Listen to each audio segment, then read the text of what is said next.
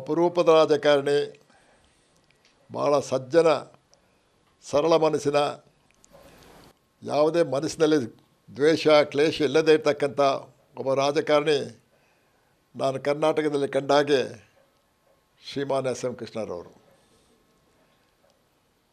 S M ಕೃಷ್ಣರವರ ಜೀವನದುದ್ದಕ್ಕೂ ಅವರು ಭಾಳ ಒಬ್ಬ ಸರಳ ಸಜ್ಜನಿಕೆ ವ್ಯಕ್ತಿಯಾಗಿ ರಾಜಕಾರಣಕ್ಕೆ ಬಂದಾದ ಮೇಲೂ ಕೂಡ ಅದು ಅಧಿಕಾರದ ಆಸೆಯಿಂದ ಕುತಂತ್ರ ಅತಂತ್ರವನ್ನು ಮಾಡಿಕೊಂಡು ಇತರ ಕೆಲವು ಪಕ್ಷಗಳ ಹಾಗೆ ರಾಜಕಾರಣಿಗಳ ಹಾಗೆ ಅವರು ಎಲ್ಲಿಯೂ ಕೂಡ ಅಧಿಕಾರದ ಆಸೆಗೋಸ್ಕರ ಆ ಕೆಲಸವನ್ನು ಖಂಡಿತ ಮಾಡಲಿಲ್ಲ ಅಂತ ಹೇಳ್ತಾ ಇರ್ತಕ್ಕಂಥದ್ದನ್ನು ನಾನು ವೈಯಕ್ತಿಕವಾಗಿ ಅವರನ್ನು ವಿಧಾನ ಪರಿಷತ್ತಿನಲ್ಲಿ ಹಲವಾರು ಬಾರಿ 10 ವಿಚಾರಗಳನ್ನು ಎತ್ತಿ ನಾನು ಚರ್ಚೆ ಮಾಡುವಾಗ ನಾನು ಅವರು ಕೊಟ್ಟಿರ್ತಕ್ಕಂಥ ಉತ್ತರ, ಅವರು ಹೇಳಿರ್ತಕ್ಕಂಥ ಮಾತುಗಳನ್ನ ಗಮನಿಸಿ ಆದಮೇಲೆ ನಾನು ಆ ಸಂದರ್ಭದಲ್ಲೇ ಯೋಚನೆ ಮಾಡಿದೆ, ಇಂಥ ಒಬ್ಬ ಸರಳ ವ್ಯಕ್ತಿತ್ವದ ವ್ಯಕ್ತಿ ಬಹುಶಃ ಇಂದು ನಮ್ಮನ್ನು ಕಣ್ಮರೆಯಾಗಿರ್ತಕ್ಕಂಥ ನೋಡಿದಾಗ ಬಹುಶಃ ನಿಜ ಪ್ರಾಯ ಸಹಜವಾಗಿರ್ತಕ್ಕಂಥ ಒಂದು ಸಂದರ್ಭದಲ್ಲಿ 93 ವರ್ಷ ಪ್ರಾಯ ಆಗಿದೆ. ಬಹುಶಃ ಆ ಸಂದರ್ಭದಲ್ಲಿ ಅವರು ನಮ್ಮನ್ನು ಬಿಟ್ಟಾಗಲಿದ್ದಾರೆ. ಅವರು ಮುಖ್ಯಮಂತ್ರಿ ಆಗಿದ್ದಂಥ ಸಂದರ್ಭದಲ್ಲಿ ನಾನು ಅವರು ಆಡಿರ್ತಕ್ಕಂಥ ಮಾತುಗಳು, ಅವರ ಭಾಷಣಗಳು, ಅವರು ಬೆಳೆದುಕೊಂಡು ಬಂದಿರತಕ್ಕಂಥ ದಾರಿ, ಅವರ ಎತ್ತರ ಮತ್ತು ರಾಷ್ಟ್ರ ರಾಜಕಾರಣದಲ್ಲಿ ಮಾಡಿರ್ತಕ್ಕಂಥ ಕೆಲಸಗಳನ್ನು ನಾನು ನೋಡಿದಾಗ ನಾನು ಅವರಿಗೆ ಸದನದಲ್ಲಿ ಹೇಳಿದೆ, ಬಹುಶಃ ನೀವು ಆಡಿರ್ತಕ್ಕಂಥ ಮಾತು, ನಿಮ್ಮ ಎತ್ತರ ಇದನ್ನೆಲ್ಲ ನೋಡುವಾಗ ನೀವು ರಾಷ್ಟ್ರದ ಪ್ರಧಾನಿ ಆಗಲಿಕ್ಕೆ ನೀವು ಭಾಳ ದೊಡ್ಡ ಅರ್ಹತೆ ಇರ್ತಕ್ಕಂಥ ಒಬ್ಬ ವ್ಯಕ್ತಿ ಅಂತ ಹೇಳ್ತಾ ಇರ್ತಕ್ಕಂಥ ಮಾತನ್ನು ನಾನು ಹೇಳಿದೆ ಅವರಿಗೆ. ಆ ಸಂದರ್ಭದಲ್ಲಿ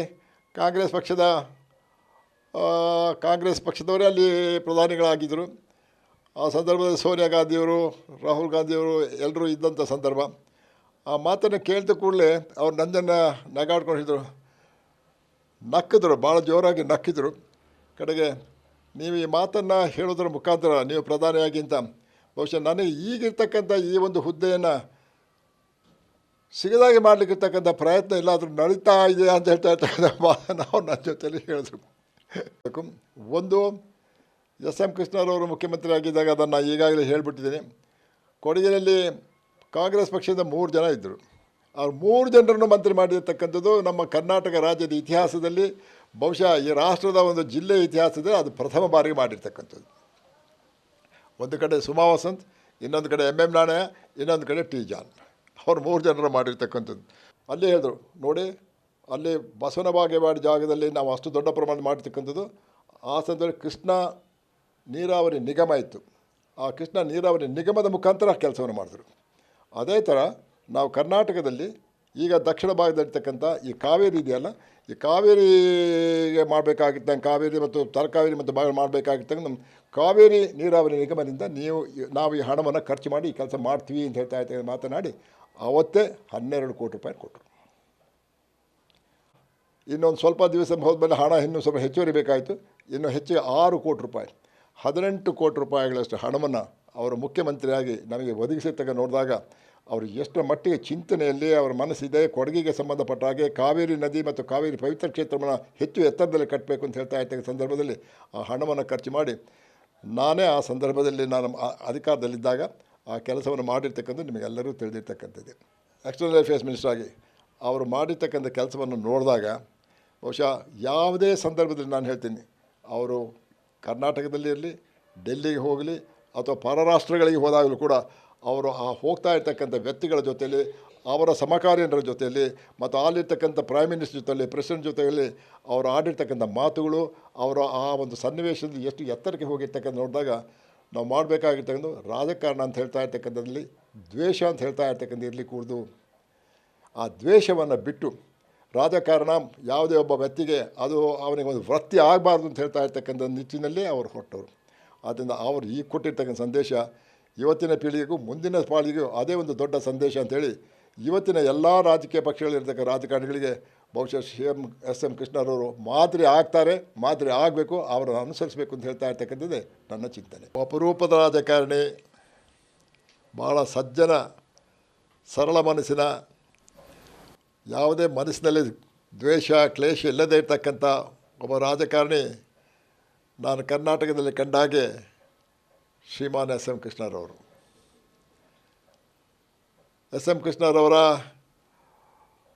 ಜೀವನದುದ್ದಕ್ಕೂ ಅವರು ಭಾಳ ಒಬ್ಬ ಸರಳ ಸಜ್ಜನಿಕೆ ವ್ಯಕ್ತಿಯಾಗಿ ರಾಜಕಾರಣಕ್ಕೆ ಬಂದಾದ ಮೇಲೂ ಕೂಡ ಅದು ಅಧಿಕಾರದ ಆಸೆಯಿಂದ ಕುತಂತ್ರ ಅತಂತ್ರವನ್ನು ಮಾಡಿಕೊಂಡು ಇತರ ಕೆಲವು ಪಕ್ಷಗಳ ಹಾಗೆ ರಾಜಕಾರಣಿಗಳ ಹಾಗೆ ಅವರು ಎಲ್ಲಿಯೂ ಕೂಡ ಅಧಿಕಾರದ ಆಸೆಗೋಸ್ಕರ ಆ ಕೆಲಸವನ್ನು ಖಂಡಿತ ಮಾಡಲಿಲ್ಲ ಅಂತ ಹೇಳ್ತಾ ಇರ್ತಕ್ಕಂಥದ್ದನ್ನು ನಾನು ವೈಯಕ್ತಿಕವಾಗಿ ಅವರನ್ನು ವಿಧಾನ ಪರಿಷತ್ತಿನಲ್ಲಿ ಹಲವಾರು ಬಾರಿ 10 ವಿಚಾರಗಳನ್ನು ಎತ್ತಿ ನಾನು ಚರ್ಚೆ ಮಾಡುವಾಗ ನಾನು ಅವರು ಕೊಟ್ಟಿರ್ತಕ್ಕಂಥ ಉತ್ತರ ಅವರು ಹೇಳಿರ್ತಕ್ಕಂಥ ಮಾತುಗಳನ್ನ ಗಮನಿಸಿ ಆದಮೇಲೆ ನಾನು ಆ ಸಂದರ್ಭದಲ್ಲೇ ಯೋಚನೆ ಮಾಡಿದೆ, ಇಂಥ ಒಬ್ಬ ಸರಳ ವ್ಯಕ್ತಿತ್ವದ ವ್ಯಕ್ತಿ ಬಹುಶಃ ಇಂದು ನಮ್ಮನ್ನು ಕಣ್ಮರೆಯಾಗಿರ್ತಕ್ಕಂಥ ನೋಡಿದಾಗ ಬಹುಶಃ ನಿಜ ಪ್ರಾಯ ಸಹಜವಾಗಿರ್ತಕ್ಕಂಥ ಒಂದು ಸಂದರ್ಭದಲ್ಲಿ 93 ವರ್ಷ ಪ್ರಾಯ ಆಗಿದೆ. ಬಹುಶಃ ಆ ಸಂದರ್ಭದಲ್ಲಿ ಅವರು ನಮ್ಮನ್ನು ಬಿಟ್ಟಾಗಲಿದ್ದಾರೆ. ಅವರು ಮುಖ್ಯಮಂತ್ರಿ ಆಗಿದ್ದಂಥ ಸಂದರ್ಭದಲ್ಲಿ ನಾನು ಅವರು ಆಡಿರ್ತಕ್ಕಂಥ ಮಾತುಗಳು, ಅವರ ಭಾಷಣಗಳು, ಅವರು ಬೆಳೆದುಕೊಂಡು ಬಂದಿರತಕ್ಕಂಥ ದಾರಿ, ಅವರ ಎತ್ತರ ಮತ್ತು ರಾಷ್ಟ್ರ ರಾಜಕಾರಣದಲ್ಲಿ ಮಾಡಿರ್ತಕ್ಕಂಥ ಕೆಲಸಗಳನ್ನು ನಾನು ನೋಡಿದಾಗ ನಾನು ಅವರಿಗೆ ಸದನದಲ್ಲಿ ಹೇಳಿದೆ, ಬಹುಶಃ ನೀವು ಆಡಿರ್ತಕ್ಕಂಥ ಮಾತು, ನಿಮ್ಮ ಎತ್ತರ ಇದನ್ನೆಲ್ಲ ನೋಡುವಾಗ ನೀವು ರಾಷ್ಟ್ರದ ಪ್ರಧಾನಿ ಆಗಲಿಕ್ಕೆ ನೀವು ಭಾಳ ದೊಡ್ಡ ಅರ್ಹತೆ ಇರ್ತಕ್ಕಂಥ ಒಬ್ಬ ವ್ಯಕ್ತಿ ಅಂತ ಹೇಳ್ತಾ ಇರ್ತಕ್ಕಂಥ ಮಾತನ್ನು ನಾನು ಹೇಳಿದೆ ಅವರಿಗೆ. ಆ ಸಂದರ್ಭದಲ್ಲಿ ಕಾಂಗ್ರೆಸ್ ಪಕ್ಷದವರೇ ಅಲ್ಲಿ ಪ್ರಧಾನಿಗಳಾಗಿದ್ದರು. ಆ ಸಂದರ್ಭದಲ್ಲಿ ಸೋನಿಯಾ ಗಾಂಧಿಯವರು, ರಾಹುಲ್ ಗಾಂಧಿಯವರು ಎಲ್ಲರೂ ಇದ್ದಂಥ ಸಂದರ್ಭ.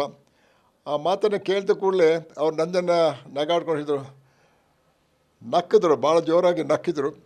ಕಡೆಗೆ ನೀವು ಈ ಮಾತನ್ನು ಹೇಳೋದ್ರ ಮುಖಾಂತರ ನೀವು ಪ್ರಧಾನಿಯಾಗಿ ಅಂತ ಬಹುಶಃ ನನಗೆ ಈಗಿರ್ತಕ್ಕಂಥ ಈ ಒಂದು ಹುದ್ದೆಯನ್ನು ಸಿಗದಾಗೆ ಮಾಡಲಿಕ್ಕಿರ್ತಕ್ಕಂಥ ಪ್ರಯತ್ನ ಎಲ್ಲಾದರೂ ನಡೀತಾ ಇದೆ ಅಂತ ಹೇಳ್ತಾ ಇರ್ತಕ್ಕಂಥ ಮಾತನ್ನು ಅವ್ರು ನನ್ನ ಜೊತೆಯಲ್ಲಿ ಹೇಳಿದ್ರು. ಒಂದು, ಎಸ್ ಎಂ ಕೃಷ್ಣರವರು ಮುಖ್ಯಮಂತ್ರಿ ಆಗಿದ್ದಾಗ ಅದನ್ನು ಈಗಾಗಲೇ ಹೇಳಿಬಿಟ್ಟಿದ್ದೀನಿ. ಕೊಡಗಿನಲ್ಲಿ ಕಾಂಗ್ರೆಸ್ ಪಕ್ಷದಿಂದ 3 ಜನ ಇದ್ದರು. ಅವ್ರು 3 ಜನರನ್ನು ಮಂತ್ರಿ ಮಾಡಿರ್ತಕ್ಕಂಥದ್ದು ನಮ್ಮ ಕರ್ನಾಟಕ ರಾಜ್ಯದ ಇತಿಹಾಸದಲ್ಲಿ, ಬಹುಶಃ ಈ ರಾಷ್ಟ್ರದ ಒಂದು ಜಿಲ್ಲೆಯ ಇತಿಹಾಸದಲ್ಲಿ ಅದು ಪ್ರಥಮ ಬಾರಿಗೆ ಮಾಡಿರ್ತಕ್ಕಂಥದ್ದು. ಒಂದು ಕಡೆ ಸುಮಾ ವಸಂತ್, ಇನ್ನೊಂದು ಕಡೆ ಎಂ ನಾಣಯ್ಯ, ಇನ್ನೊಂದು ಕಡೆ ಟಿ ಜಾನ್. ಅವ್ರು 3 ಜನರು ಮಾಡಿರ್ತಕ್ಕಂಥದ್ದು. ಅಲ್ಲಿ ಹೇಳಿದ್ರು, ನೋಡಿ ಅಲ್ಲಿ ಬಸವನ ಬಾಗೇವಾಡಿ ಜಾಗದಲ್ಲಿ ನಾವು ಅಷ್ಟು ದೊಡ್ಡ ಪ್ರಮಾಣ ಮಾಡಿರ್ತಕ್ಕಂಥದ್ದು. ಆ ಸಂದರ್ಭದಲ್ಲಿ ಕೃಷ್ಣ ನೀರಾವರಿ ನಿಗಮ ಇತ್ತು. ಆ ಕೃಷ್ಣ ನೀರಾವರಿ ನಿಗಮದ ಮುಖಾಂತರ ಕೆಲಸವನ್ನು ಮಾಡಿದ್ರು. ಅದೇ ಥರ ನಾವು ಕರ್ನಾಟಕದಲ್ಲಿ ಈಗ ದಕ್ಷಿಣ ಭಾಗದಲ್ಲಿರ್ತಕ್ಕಂಥ ಈ ಕಾವೇರಿ ಇದೆಯಲ್ಲ, ಈ ಕಾವೇರಿಗೆ ಮಾಡಬೇಕಾಗಿದ್ದಂಗೆ ಕಾವೇರಿ ಮತ್ತು ತಲಕಾವೇರಿ ಮತ್ತು ಭಾಗ ಮಾಡಬೇಕಾಗಿದ್ದಂಗೆ ನಮ್ಮ ಕಾವೇರಿ ನೀರಾವರಿ ನಿಗಮದಿಂದ ನಾವು ಈ ಹಣವನ್ನು ಖರ್ಚು ಮಾಡಿ ಈ ಕೆಲಸ ಮಾಡ್ತೀವಿ ಅಂತ ಹೇಳ್ತಾ ಇರ್ತಕ್ಕಂಥ ಮಾತನಾಡಿ ಆವತ್ತೇ 12 ಕೋಟಿ ರೂಪಾಯಿ ಕೊಟ್ಟರು. ಇನ್ನೊಂದು ಸ್ವಲ್ಪ ದಿವಸ ಹೋದ್ಮೇಲೆ ಹಣ ಇನ್ನೂ ಸ್ವಲ್ಪ ಹೆಚ್ಚುವರಿ ಬೇಕಾಯಿತು. ಇನ್ನು ಹೆಚ್ಚಿಗೆ 6 ಕೋಟಿ ರೂಪಾಯಿ, 18 ಕೋಟಿ ರೂಪಾಯಿಗಳಷ್ಟು ಹಣವನ್ನು ಅವರು ಮುಖ್ಯಮಂತ್ರಿಯಾಗಿ ನಮಗೆ ಒದಗಿಸಿರ್ತಕ್ಕ ನೋಡಿದಾಗ ಅವರು ಎಷ್ಟರ ಮಟ್ಟಿಗೆ ಚಿಂತನೆಯಲ್ಲಿ ಅವರ ಮನಸ್ಸಿದೆ. ಕೊಡಗಿಗೆ ಸಂಬಂಧಪಟ್ಟ ಹಾಗೆ ಕಾವೇರಿ ನದಿ ಮತ್ತು ಕಾವೇರಿ ಪವಿತ್ರ ಕ್ಷೇತ್ರವನ್ನು ಹೆಚ್ಚು ಎತ್ತರದಲ್ಲಿ ಕಟ್ಟಬೇಕು ಅಂತ ಹೇಳ್ತಾ ಇರ್ತಕ್ಕ ಸಂದರ್ಭದಲ್ಲಿ ಆ ಹಣವನ್ನು ಖರ್ಚು ಮಾಡಿ ನಾನೇ ಆ ಸಂದರ್ಭದಲ್ಲಿ ನಾನು ಅಧಿಕಾರದಲ್ಲಿದ್ದಾಗ ಆ ಕೆಲಸವನ್ನು ಮಾಡಿರ್ತಕ್ಕಂಥ ನಿಮಗೆಲ್ಲರೂ ತಿಳಿದಿರ್ತಕ್ಕಂಥದ್ದೇ. ಎಕ್ಸ್ಟರ್ನಲ್ ಅಫೇರ್ಸ್ ಮಿನಿಸ್ಟರ್ ಆಗಿ ಅವರು ಮಾಡಿರ್ತಕ್ಕಂಥ ಕೆಲಸವನ್ನು ನೋಡಿದಾಗ ಬಹುಶಃ ಯಾವುದೇ ಸಂದರ್ಭದಲ್ಲಿ ನಾನು ಹೇಳ್ತೀನಿ, ಅವರು ಕರ್ನಾಟಕದಲ್ಲಿ ಇರಲಿ, ಡೆಲ್ಲಿಗೆ ಹೋಗಲಿ ಅಥವಾ ಪರರಾಷ್ಟ್ರಗಳಿಗೆ ಹೋದಾಗಲೂ ಕೂಡ ಅವರು ಆ ಹೋಗ್ತಾ ಇರ್ತಕ್ಕಂಥ ವ್ಯಕ್ತಿಗಳ ಜೊತೆಯಲ್ಲಿ, ಅವರ ಸಮಕಾಲೀನರ ಜೊತೆಯಲ್ಲಿ ಮತ್ತು ಅಲ್ಲಿರ್ತಕ್ಕಂಥ ಪ್ರೈಮ್ ಮಿನಿಸ್ಟರ್ ಜೊತೆಯಲ್ಲಿ, ಪ್ರೆಸಿಡೆಂಟ್ ಜೊತೆಯಲ್ಲಿ ಅವರು ಆಡಿರ್ತಕ್ಕಂಥ ಮಾತುಗಳು, ಅವರ ಆ ಒಂದು ಸನ್ನಿವೇಶದಲ್ಲಿ ಎಷ್ಟು ಎತ್ತರಕ್ಕೆ ಹೋಗಿರ್ತಕ್ಕಂಥ ನೋಡಿದಾಗ ನಾವು ಮಾಡಬೇಕಾಗಿರ್ತಕ್ಕಂಥ ರಾಜಕಾರಣ ಅಂತ ಹೇಳ್ತಾ ಇರ್ತಕ್ಕಂಥದ್ರಲ್ಲಿ ದ್ವೇಷ ಅಂತ ಹೇಳ್ತಾ ಇರ್ತಕ್ಕಂಥ ಇರಲಿ ಕೂಡದು. ಆ ದ್ವೇಷವನ್ನು ಬಿಟ್ಟು ರಾಜಕಾರಣ ಯಾವುದೇ ಒಬ್ಬ ವ್ಯಕ್ತಿಗೆ ಅದು ಅವನಿಗೆ ಒಂದು ವೃತ್ತಿ ಆಗಬಾರ್ದು ಅಂತ ಹೇಳ್ತಾ ಇರ್ತಕ್ಕಂಥ ನಿಟ್ಟಿನಲ್ಲಿ ಅವರು ಹೊರಟವರು. ಆದ್ದರಿಂದ ಅವರು ಈಗ ಕೊಟ್ಟಿರ್ತಕ್ಕಂಥ ಸಂದೇಶ ಇವತ್ತಿನ ಪೀಳಿಗೆಗೂ ಮುಂದಿನ ಪೀಳಿಗೆಗೂ ಅದೇ ಒಂದು ದೊಡ್ಡ ಸಂದೇಶ ಅಂಥೇಳಿ ಇವತ್ತಿನ ಎಲ್ಲ ರಾಜಕೀಯ ಪಕ್ಷಗಳಿರ್ತಕ್ಕ ರಾಜಕಾರಣಿಗಳಿಗೆ ಬಹುಶಃ ಎಸ್ ಎಂ ಕೃಷ್ಣರವರು ಮಾದರಿ ಆಗ್ತಾರೆ, ಮಾದರಿ ಆಗಬೇಕು, ಅವರನ್ನು ಅನುಸರಿಸಬೇಕು ಅಂತ ಹೇಳ್ತಾ ಇರ್ತಕ್ಕಂಥದ್ದೇ ನನ್ನ ಚಿಂತನೆ.